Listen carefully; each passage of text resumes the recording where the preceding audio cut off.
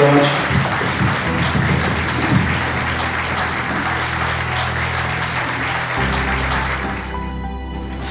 As you know, my life wasn't easy. My own family told me I was going to be nothing in life, but they don't define my life. Somebody else does. Growing up, life wasn't easy. It was hard. I didn't know at age 5 what the future holds for me. I realized that my father and my mom was in a very abusive relationship. So because of that, it allowed me to see things differently. And growing up in an abusive home where your dad told you you're not his child, it was very challenging.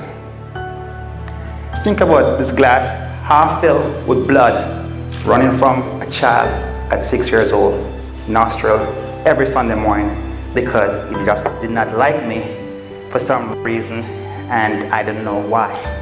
I will constantly get beaten and beaten and beaten and beaten after. I have scars on my body from my dad. But things happened where my mom couldn't take it anymore. They separated. They left with just me and my older brother had a house where we're living in Jamaica. And I remembered at 6 years old, I cooked my first meal. Was it nice? No, it was very disgusting. That I can tell you. It was salt, because I didn't know what measurement was. All I was trying to do is to survive by getting something in my stomach to eat. After 2 weeks, my mom, my dad came back on different days to look for us. I was so excited. Mommy, yes, you're here to take me home with you wherever you are. She could not take us because she's just with her aunt and there's only so much space there. We cried tremendously. We cried, and hoping that someone would just cook us a nice meal. So during this time, I ended up moving. I ended up living with my dad's mother in Jamaica. And living with her was like the witch from hell. I tell you, my grandma did not like me one bit. I stand here today, I did not see school for 4 years. I did not see my mom for 4.5 years. During those 4 years was very difficult, was the darkest moment of my life. Didn't see school, I couldn't read, I couldn't write. I was like a little slave, I use the word, running around to do everything at home for my grandma. Go to the store, go here, clean up this, do this, do this. During those 4 years, I was sleeping on the cold concrete. I had a t-shirt, 2 pieces of shorts, and it wasn't easy for 4.5 years thinking about this child sleeping on cold concrete. Wasn't easy. It got so worse that my grandma would use the bones that you will chew and give to the garbage or give to the dogs. That was my dinner. I started thinking about suicide at age 7 years old. I didn't want to live. I just want to wake up and never face tomorrow. 4 years later, my mom came back and I told her. During these 4 years, my mom started, I guess at that time, her life started to work out the way things supposed to work out in her life. And she stayed with me for a few hours. She came back a week later and said, guess what? I'm taking you to see your godmother and you're never going to be here. So in my life, I went to live with my godmother, and during that time, I spent a year with my godmother. So I walked from downtown, if any Jamaicans are here, walked from downtown to the airport, and I was there. Without no food, my food was water, and that's when I had to go in the garbage to find my meal. I went to live with my grandmother in the country. She was the one who taught me to cook, and my life started to change from there. That's where my grandma started to teach me discipline. She thought to teach me love. She thought to teach me patience. Didn't know what that was because I was still a kid. I'm not interested in that. I'm just interested in growing up, going to school, and becoming somebody, child. But these are so fundamental things that she taught me that are so priceless. And I never know what true love was until I went to live with my grandma. I was attached to her, and she started to talk to me. And my mom would come every week and visit, and my life started to get better. I started going back to school, but when I went to school, I could not read. I could not spell. Continued through school. During school, I started work at age 13 at a slaughterhouse doing butchery. And that was my first job at 13. And from 13 years old, I'm working until this day. And I'll continue until when I retire. At age 15, I decided I was walking through some bush in Jamaica. And I looked up and I said, God, if you are God, help me to become somebody. And that very day, I tell you, I hear a voice said to me, you are in this world for a purpose. You made up a fraction of this world and you're here for a reason. And those words I carry until this day, and I always remember those words. Where did they come from? I don't know, because there's nobody around me. And my life started to change. At 18, I fast forward, my mom says, it's time for you to go. You can't pay bills here, you need to go. You can't buy groceries here, you need to go. All because I started culinary school in Jamaica. I get the opportunity to go on a placement to the Hilton Hotel, and that's where things really, really start to happen for me. I went there as a trainee for three weeks, and I've spent 6 months, and didn't know it come with hard work and sacrifice. During those months, the chef said to me, yeah, you can come. And I went for training for 6 months. Because I went there for 6 months, 6 days a week. Why did I go? I wanted to learn what I did not know. Somebody was offering me something, but I had to pick myself up and find the inner strength and go. I had to complain and said, oh no, 6 months to work for free? No. I'm gonna look a job. But there is something that I wanted, and I saw the opportunity to get it. And sometimes in life, we have the opportunity in front of us, and we are afraid of taking the steps to go get it because we don't have the time. We find excuses. We find excuses and excuses and excuses. I have this to do, I have that to do. But I have gone and I have trained. 6 months. After 6 months, I was hired. I would jump to the sky and the moon. I'll jump because now I'm working at this hotel. I got my foot in the door. The rest was history for me. And during that time, went on staff, worked at the hotel for 3 years, left the hotel, asked the chef that was there. I said to him that, what does it take to have your job? He looked at me and he laughed. He said to me that you have to school for 4 years and you need a degree. I said, okay. Went online. Now I'm a little bit more articulate. I can use the internet. I'm learning to spell and to read. I can sign my name. If I see my name, I won't eat it. And I'm competing. Yeah, I'm competing. So during those months of the years at the Hilton, it landed my first competition for the Hilton Hotel. I compete, never know what it was going to be like. First competition, I got a piece of paper called a merit. I was excited because I was with people that I feel like I'm going somewhere. You see, sometimes in life, when you want to be something, you got to surround yourself with people. That's how going somewhere. You want to be a doctor? Surround yourself with doctors. You want to be a nurse? Surround yourself with nurses. If you want to be a broke person, surround yourself with broke people. Or you want to be a drug addict? Surround yourself with drug addict. You get the point. So I surrounded myself with chefs. And as I do that, I'm building a relationship. They're teaching me stuff I didn't know. My second year, I got silver and gold for Jamaica. And I went on to represent Jamaica in Florida. First time I traveled to the US. And I went on. I got a bronze medal for Jamaica and the Caribbean, where I have a diploma and a piece of paper. I can work anywhere in the Caribbean up to this very day, just by showing a piece of paper.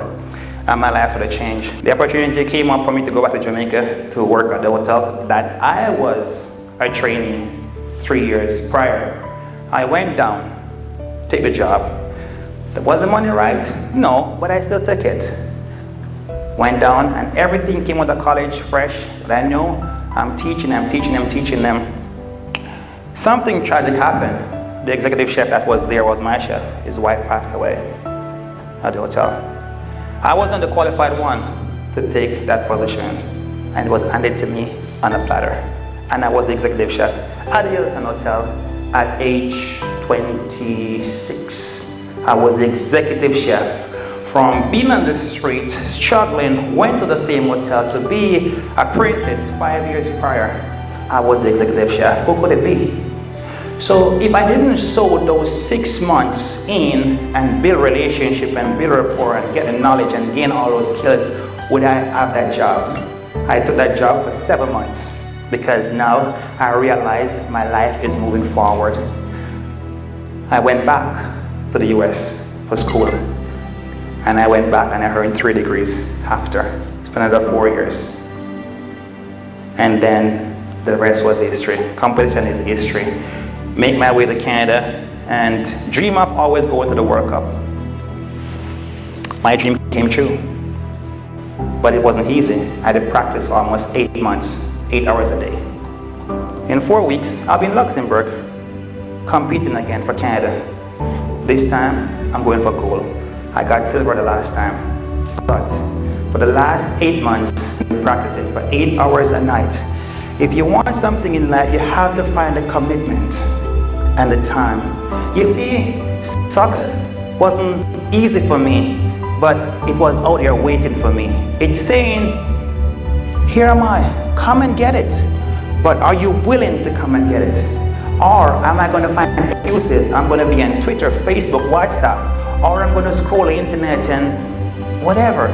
We can find all the excuses we want in life, or we can sit there and say, you know what, I'm happy here, and complain and bitch about stuff in life. Or you want to be motivated to be successful. But what happened along the way, I had to change my mindset. And a lot of us are afraid to change our mindset because we're so comfortable with where we are. But yet we complain about so much things in life. How can I get here? Why can't I get ahead? Why can't I take a vacation? Why can't I do this? But what are you doing? On a Friday, I got 24 hours just like everybody else. Everybody here got 24 hours in a day, correct? What do you do the 24 hours? Is it productive? Is it unproductive? Every day, I get up at 5 in the morning. I plan my day. I script it out, I plan it out because I've learned from my coaches. This is the way to do stuff. I plan my day so I don't get messed up along the way. And if things happen, and I stick to my plans, I stick to my decision, because those decisions are what going to make me successful. Or I could choose, you know what, I want to sleep, I'm lazy, I could find all the excuses in the world, but I chose not to.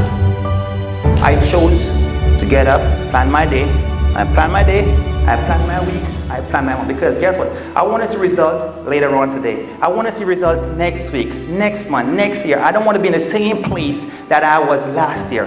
And I tell you what, the best year of my life so far is this year. This is the best of my life I'm living, financially, spiritually, and I'm free from all these things in life. But I put in all the work. I could sit here and say to my friends, you know what? Oh, let's go party, let's do this. Everybody have a choice. Everybody have choices. And we get some of those choices, we complain. What do you do with your choices? And one thing I've learned to do in all of this, I've learned to serve. I work with youths who are in shelters, who have been abused, who have drugs addiction, who have alcohol addiction. And I tell you this, I have students who came in here with all these issues, and when they came, one thing I've done, there's 2 washrooms, the guest washrooms at work. I said to them, we have the bathroom challenge. People may think it's crazy.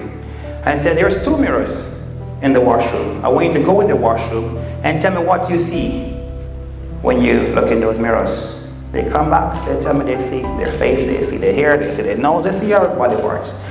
But I say, go back, look in your eyes. Look in your own eyes and tell me what you see. Because right there and then I'm allowing you to connect with yourself by looking in your eyes for 3 to 5 minutes. You can try it when you get home. It starts to show you your emotion down here. You start to see yourself from way down here where everything is buried. All the dirt, all the stuff, all the struggles, all the pain that lies beneath is there that need to come up, because all of us have greatness in us. Every single one of us have greatness.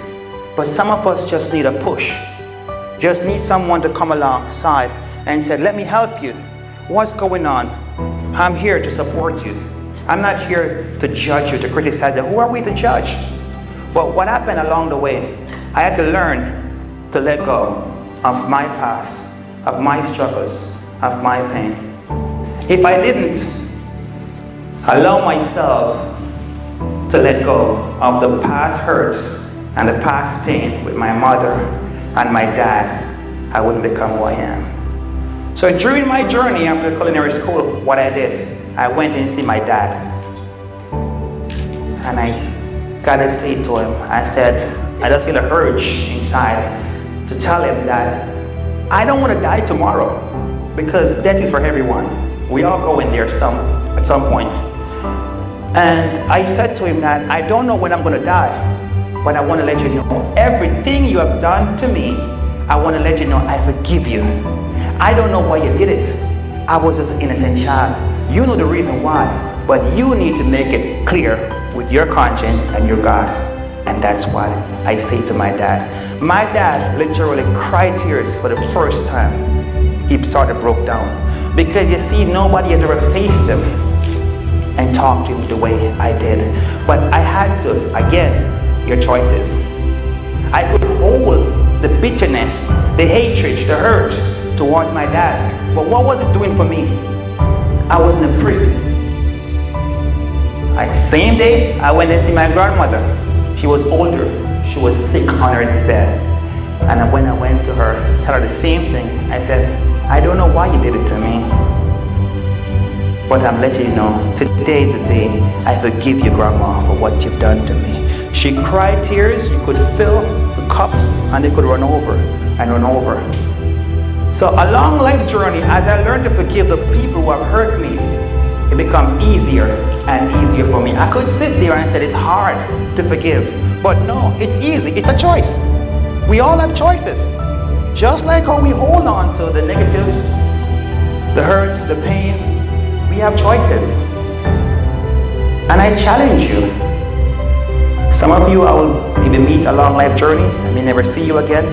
But if there's someone, in order if you're struggling out there, somebody's here who's struggling with that pain and that hurt and that bitterness, find the strength within yourself to let it go. I can tell you and I can guarantee you, it frees me. And because it freed me, I have no baggage carrying around. And because of that, my spirit is free. And that's why I'm here speaking to you today. It takes time to work on yourself. But the steps start with that first step. That phone call to say, guess what? I've said so and so. Please forgive me. I'm on a different journey in my life. And you see what happened. I always say to people, what if there's a doctor or a nurse you give the finger to on the street that's going to save you when you're mad or driving or you cut somebody else off? Is your mindset. So I urge you today to change your mindset, change the way you think. It starts with you. It starts in the brain. Let me help you to overcome your pain. And that's why I become a life coach. That's why I become a motivational speaker. That's why I become a culinary instructor. That's why I compete. And that's why I never stop working, because I want to leave the world a better place than when I came and saw it yesterday. Because all of us, I said, have greatness in us. All of us can do a better job on planet Earth by helping each other. What if all of us was supposed to help everyone here with our troubles and our pain and our hurts? And we could be free from that. All of us will smile and laughing. Our homes will be happy. Our workforce will be happy. Our life will be so much happier. My number one fan is me. Well, God first. But I'm second. Nobody has no family, no work. Me. Because when I'm feeling my pain, I don't know your pain. You don't know my pain. I feel my pain. I have to take care of myself. When I'm hungry, I have to feed myself. I can't say that I'm hungry. You may offer me food if you have it. But what if you don't have it? This is Nelson Mandela picture here. And I tell you, I live by his advice. If we could just help change one person's life in this world, you have done the best gift. And that's the best thing on earth for someone's life. The other day, I went to the cemetery, just passing. Why? People think I'm crazy. But I went there just to take a look. And while I was there, all I see is graves. I didn't see a house, I didn't see a Gucci purse, I didn't see a guest watch, I didn't see no blue suit. And I never have seen a U-Haul truck behind a hearse going down the road, or a house on a truck going down the road to the graveside. I came in this world with nothing, and I will leave with nothing. God blessed me with a beautiful SUV. He does. And remember, a street kid had nothing, didn't have food, eat from the garbage. But now here am I. And my job on planet Earth, my purpose is to help as much people in this life to change, to become a better version of themselves than who they were yesterday. And that's me, Donald Williams.